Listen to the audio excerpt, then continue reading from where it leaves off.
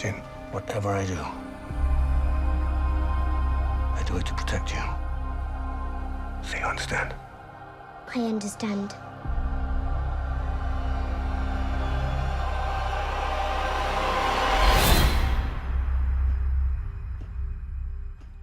People think of Star Wars as like the future and lasers and stuff, but it's not at all. It's always been very grounded and historical in its influences. The second you start analysing costumes or guns in Star Wars, they all have an historical influence.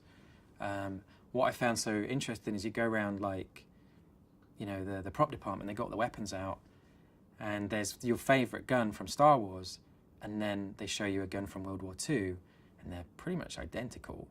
And like everything, you know, even Han Solo's gun is pretty much a gun like from World War II era, with a few things stuck on it. And that's what was brilliant about George, is that he knew that if you take something that's familiar and you just push it a bit left or right of where it's normally at, so you can't recognise it, but you still instantly communicates what it has to.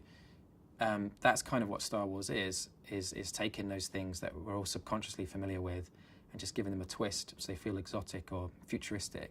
When was the last time you were in contact with your father? What is this?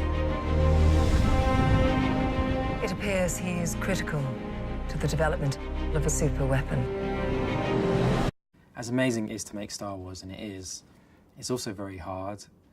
And whenever I was having a bad patch where I was thinking, I think I've got one of the hardest jobs in the world, I would just look to my left and I'd see Felicity and I'd go, no, you've got the hardest job in the world. Like, carrying a Star Wars movie is you couldn't ask someone to do anything harder. And she never made it a problem. If my father built this thing, we need to find him. All right. How many do I need? They are requesting a call sign. It's, Rogue. Rogue One.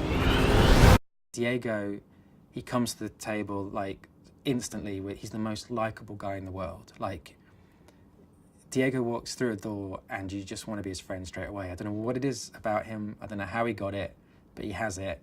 And so it was just like, I was looking for the most likable, lovable, relatable actor I could find, and it was Diego. And when he showed up, it was kind of like, yeah, this is the guy. And you know, give him a gun and give him some training, and he can be a soldier. You're rebels, aren't you? Save the rebellion! Save the dream!